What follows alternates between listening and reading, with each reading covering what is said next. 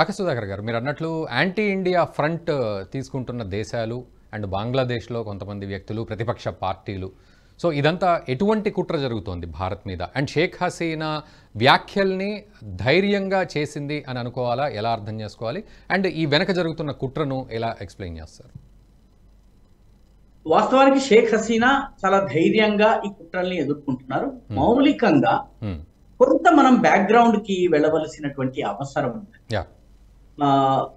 వాస్తవానికి షేక్ హసీనా వాజద్ అధికారంలోకి రావడానికి ముందు అధికారంలో ఉన్నటువంటి బంగ్లాదేశ్ నేషనలిస్ట్ పార్టీ, దాని అధినేత ఖాలిదా జియా, ఈవిడ పూర్తి భారత వ్యతిరేక పాక్ అనుకూల ధోరణిని అవలంబించింది. పూర్తి భారత వ్యతిరేక ధోరణిని, పాక్ అనుకూల ధోరణిని అవలంబించింది. దీనిలో భాగంగా నార్త్ ఈస్ట్ లో ఉన్నటువంటి ఉగ్రవాద సంస్థలన్నిటికి కూడా కార్యాలయాలు పెట్టుకోవడానికి కాక్స్ బజార్ ప్రాంతము, బంగ్లాదేశ్ లో చిట్టగాంగ్ కి దక్షిణాన బర్మా బార్డర్ ని ఆనుకుని కాక్స్ బజార్ ఉంటుంది, బర్మా రఖైన్ స్టేట్ కి దగ్గరగా. ఆ ప్రాంతంలో వీళ్ళందరి ఆఫీసర్స్ ఉండేలాగా చేసింది. షేక్ హసీనా వచ్చిన తరువాతే ఈ మొత్తము ఉగ్రవాద నాయకత్వాన్ని మనం అరెస్ట్ చేయగలిగాం. బహుశా గుర్తుండే ఉంటుంది, 2 సంవత్సరాల క్రితము హఠాత్తుగా అనూప్ చెతియా అనేటటువంటి ఉల్ఫా నాయకుడిని విమానంలో బంధించి తీసుకుని ఇండియాకి తీసుకొచ్చి దింపి అతన్ని సరెండర్ చేయించి, ఇప్పుడు మొన్న ఉల్ఫాతో మనం చేసుకున్న ఒప్పందానికి మూలంలో బంగ్లాదేశ్ అందించినటువంటి సహకారం. కాబట్టి భారత బంగ్లాదేశ్ను ఒక కూటమిగా సహకరిస్తూ రకరకాలకు బిమ్స్టెక్ వంటి ఏవైతే మల్టీలేటరల్ సంస్థలు ఉన్నాయో, అంతర్జాతీయ సంస్థలు ఉన్నాయో, కూటములు ఉన్నాయో, అందులో కూడా భారత్ బంగ్లాదేశ్ లో భాగస్వాములు. కాబట్టి భారత్ బంగ్లాదేశ్ లు గనక దగ్గరకు వస్తే పాకిస్తాన్ ప్రయోజనాలు నెరవేరవు, చైనా ప్రయోజనాలు నెరవేరవు. ఇది మనం గుర్తుంచుకోవాలి. ఎందుకంటే ఈరోజు నార్త్ ఈస్ట్ లో ఉన్నటువంటి 7 రాష్ట్రాలు, అస్సాం, అరుణాచల్ ప్రదేశ్, నాగాలాండ్, మణిపూర్, మిజోరాం, మేఘాలయ, త్రిపుర, ఈ 7 రాష్ట్రాలకు మిగతా దేశాన్ని లింకప్ చేసే ప్రాంతము ఒక్కటే ఉంది, అది సిలిగుడి కారిడార్. 120 కిలోమీటర్ల పొడవు, 24 కిలోమీటర్ల వెడల్పు మాత్రమే ఉంది. ఉత్తరాన చైనా ఉంటుంది, మరొక వైపు నేపాల్ ఉంటుంది, దక్షిణాన బంగ్లాదేశ్ ఉంటుంది. ఈ చైనా ఏదైతే ఉందో, ఈ చైనా చుంబీ వ్యాలీ ద్వారా ఈ సిలిగుడి కారిడార్ కి రావడానికి ప్రయత్నిస్తోంది. అక్కడికి వచ్చే ప్రయత్నంలో భాగంగానే డోక్లాం లో రోడ్లు నిర్మాణం చేసే ప్రయత్నం చేసింది. అక్కడ మనం 2017లో అడ్డుకున్నాం. కాబట్టి ఈ కారిడార్ ని నొక్కేసినట్లయితే ఈ 7 రాష్ట్రాలు మిగతా దేశం నుంచి దూరం అవుతాయి. మ్యాప్ ను చూస్తే ఇది చాలా సులువుగా అర్థమవుతుంది. అందుకే షర్జీల్ ఇమాం సిఏఏ వ్యతిరేక ఉద్యమం చేస్తున్నప్పుడు ఢిల్లీలో మనం అందరం పూనుకున్నట్టయితే ఈ సిలిగుడి నెక్ ని మనం నొక్కి పారేయవచ్చును, నార్త్ ఈస్ట్ ని మిగతా దేశాన్ని వేరు చేసేయవచ్చు అన్నాడు. ప్రస్తుతం అతను జైల్లో ఉన్నాడు. కాబట్టి ఈ సిలిగుడి కారిడార్ ఏదైతే ఉందో, ఈ సిలిగుడి కారిడార్ కి ప్రత్యామ్నాయ మార్గాన్ని మనము బంగ్లాదేశ్ గుండా దాదాపు 80 కిలోమీటర్ల దూరాన్ని తగ్గించేటటువంటి టెటూలియా కారిడార్ ని మనము ప్రస్తుతం నిర్మిస్తున్నాం. ఈ టెటూలియా కారిడార్ ఏర్పడితే మనకి సిలిగుడి కారిడార్ మీద విదేశీ దాడి జరిగినా కూడా మనకి బంగ్లాదేశ్ గుండా మరొక రక్షణ మార్గము, ప్రత్యామ్నాయ మార్గము. అదే విధంగా మిజోరాం కి మనం సరుకు పంపించాలంటే మొత్తం నార్త్ ఈస్ట్ తిరగకుండా ఈ బంగ్లాదేశ్ లో ఉన్నటువంటి ఈ ఢాకా ఎయిర్పోర్ట్ నుంచి బర్మాలో ఉన్నటువంటి కలడాన్ ఎయిర్పోర్ట్, కలడాన్ దగ్గర నుంచి బర్మాలో ఉన్నటువంటి సిట్వే ఎయిర్పోర్ట్, అక్కడి నుంచి కలడాన్ నది మీదుగా మిజోరాంలోకి నేరుగా వెళ్ళగలిగేది. మిజోరాం, త్రిపుర, మణిపూర్ ప్రాంతాలకు నేరుగా సముద్ర మార్గాన వెళ్లేందుకు ఒక ప్రత్యామ్నాయ మార్గాన్ని మనము తయారు చేస్తున్నాం. దానిలో కూడా బంగ్లాదేశ్ పాత్ర. కాబట్టి పెరుగుతున్నటువంటి భారత బంగ్లాదేశ్ సహకారం ఏదైతే ఇది ఇటు పాకిస్తాన్ కి నచ్చటం లేదు, అటు చైనాకి నచ్చటం లేదు, ఇది 2 దేశాలకి నచ్చటం లేదు. ఇది గమనించాలి. ఎందుకంటే చాలా సంవత్సరాల వరకు భారతదేశానికి బంగ్లాదేశ్ కి మధ్య ఎన్క్లేవ్స్ ఉండేవి. ఎన్క్లేవ్స్ అంటే చుట్టూ బంగ్లాదేశ్ ఉంటుంది, దాని మధ్యలో ఒక ఊరు, ఇండియన్ ఊరు ఉంటుంది. అంటే ఆ ఇండియన్ ఊర్లోకి వెళ్ళాలంటే మీరు బంగ్లాదేశ్ మీదుగా వెళ్ళాలి, వాడు తలుపు తెరిచినప్పుడు వెళ్ళాలి. వీటిని ఎన్క్లేవ్స్ అంటారు. ఒక 150 ఎన్క్లేవ్స్, ఇండియన్ ఎన్క్లేవ్స్ బంగ్లాదేశ్ లో ఉన్నాయి. దాదాపు ఒక 80-90 ఎన్క్లేవ్స్, బంగ్లాదేశీ ఎన్క్లేవ్స్ మన భూభాగంలో ఉన్నాయి.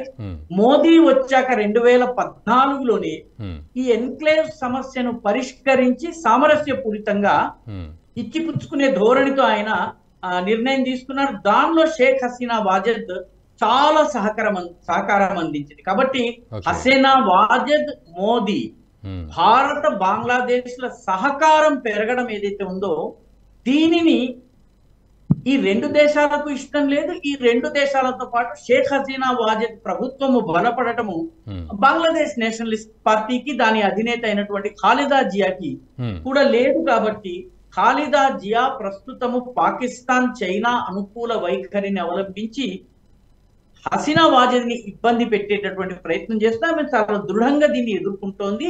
ఇందాక మిత్రుడు కన్నగంటి రమేష్ చెప్పినట్టుగా సగటు బంగ్లాదేశీయుల్లో భారత్ పట్ల వ్యతిరేకత లేదు. సగటు బంగ్లాదేశీ ప్రజలలో రెండు రకాల ప్రజలు ఉన్నారు. ఒకటి సగటు ప్రజలు, వాళ్ళ ఉద్యోగాలు జీవితాలు ఇవి నడుపుకునేవాళ్ళు. రెండవ వర్గము జమాతే ఇస్లామీకి చెందినటువంటి వీళ్ళు 1971 ఇండియా బంగ్లాదేశ్ యుద్ధ సమయంలో పాకిస్తాన్ కి అనుకూలంగా పనిచేశారు. కాబట్టి ఈ సెక్షన్ ఏదైతే ఉందో ఇందులో భారత వ్యతిరేక ధోరణి ఉంది.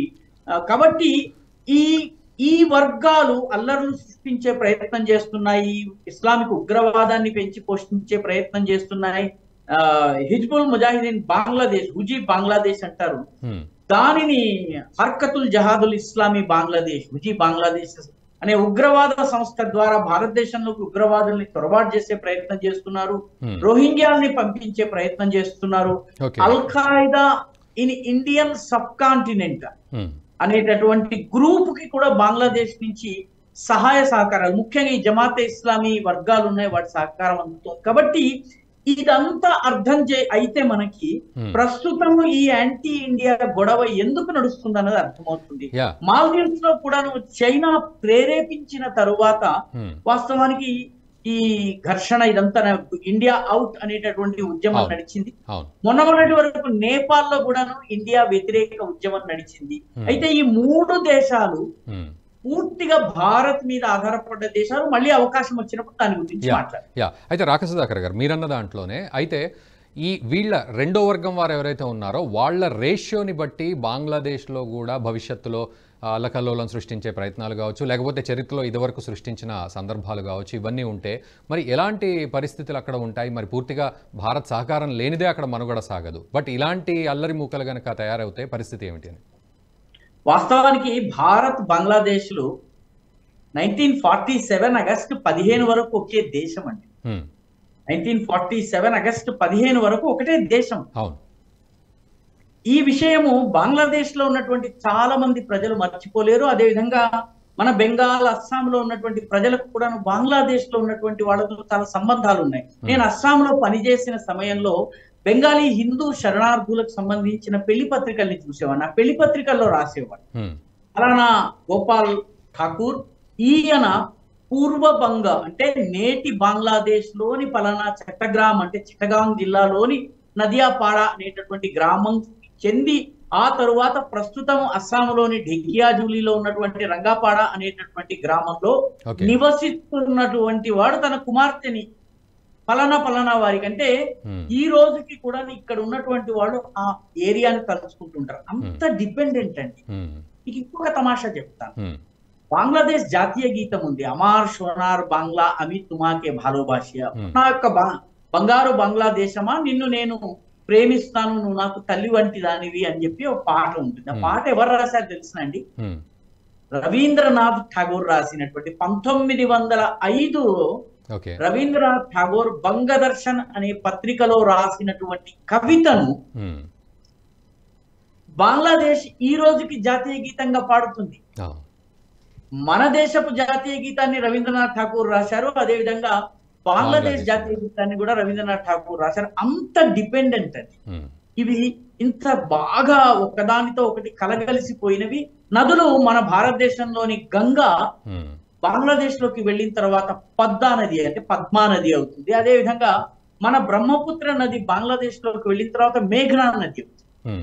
మన గంగా, మన బ్రహ్మపుత్ర అక్కడికి వెళ్ళిన తర్వాత మేఘనా తర్వాత పద్మగా మారుతాయి. మన కుషియారా నది, మన రకరకాల నదులు ఏవైతే ఉన్నాయో ఈ నదులు అటు ఇటు వెళ్తుంటాయి. కాబట్టి ఇది ఒక ఇంటర్ డిపెండెంట్ కంట్రీ. బంగ్లాదేశ్ భారతదేశంతో వేరుగా ఉండలేదు. నేపాల్ విషయంలో కూడా అదే వాస్తవం. ఎందుకంటే నేపాల్ లో ఉన్నటువంటి సగటు పౌరుడు తన వస్తువుని పంపించాలంటే కలకత్తా రేవు చాలా సన్నిహితం, సమీపంగా ఉంటుంది. 1000 కిలోమీటర్లు ప్రయాణం చేస్తే కలకత్తా పోర్ట్ వస్తుంది. అదే షాంఘాయ్ ద్వారా పంపాలి అంటే అతనికి 5000 కిలోమీటర్లు వెళ్ళాలి. సో మాల్దీవ్స్ కూడా ఇదే పరిస్థితి. మాల్దీవ్స్ కి దాహం వేస్తే కొచ్చిన్ నుంచి 1200 టన్నుల నీళ్ళని మనము ఇమీడియట్లీ విమానాల ద్వారా పంపించగలము. వాడికి దాహం వేసినటువంటి అక్కడ నీటి కొరత వచ్చిన 12 గంటల్లో ఇండియా నుంచి నీళ్ళు వస్తాయి. ఇప్పుడు వాడు చైనా నుంచి తీసుకుంటున్నాడు. చైనాలోని టిబెట్ లో ఉన్నటువంటి గ్లేషియర్స్ నుంచి షాంఘాయ్కి రావాలి, షాంఘాయ్ నుంచి South China Sea, South China Sea నుంచి ఇండోనేషియాలోని మలక్కా జలసంధి, మలక్కా జలసంధి నుంచి అండమాన్ మీదుగా శ్రీలంక, శ్రీలంక మీదుగా మాల్దీవ్స్. చుట్టూ తిరిగి బంగ్లాదేశ్ కావచ్చును, మాల్దీవ్స్ కావచ్చును, లేకపోతే నేపాల్ కావచ్చు, భారత వ్యతిరేక ధోరణులను పెంచేందుకు చైనా, పాకిస్తాన్ లోని ఐఎస్ఐలు ప్రయత్నం చేస్తున్నాయి. ఇస్లామిక్ ఎక్స్ట్రీమిస్ట్ ఫోర్సెస్ కూడా ప్రయత్నం చేస్తున్నాయి. కానీ ఈ 3 దేశాలకి అతి సమీపంలో ఉన్న దేశం భారతదేశం, వాళ్ళ కష్టకాలంలో సహకరించేది భారతదేశం. ఇది ఈ దేశాలకు కూడా తెలుసు, అక్కడ ఉన్నటువంటి రాజకీయ నాయకులకు కూడా తెలుసు. కానీ కాబట్టి ఈ తాత్కాలికంగా ఇండియా అవుట్ అనేటటువంటి ఉద్యమం ఏదైతే ఉందో అది మాల్దీవ్స్ లో కావచ్చును, ఇండియా గెట్ అవుట్ అన్నటువంటి ఇండియా గో బ్యాక్ అనేటటువంటి బాయ్కాట్ ఇండియా అనేటువంటి బంగ్లాదేశ్ లో కావచ్చును, ఇవన్నీ కూడాను ఎక్కువ కాలం నడవవు. ఎగ్జాక్ట్లీ. ఈ వీడియో మీకు నచ్చినట్టయితే లైక్ చేయండి, 10 మందికి షేర్ చేయండి. అలాగే కామెంట్ల రూపంలో మీ అభిప్రాయాలను మాతో పంచుకోండి. Nationalist hub group of channels ను సబ్స్క్రైబ్ చేసుకుని తెలుగునాట జాతీయవాద జర్నలిజాన్ని ప్రోత్సహించండి. ఈ వీడియో కింద ఉన్న బెల్ ఐకాన్ పై క్లిక్ చేయడం మర్చిపోవద్దు.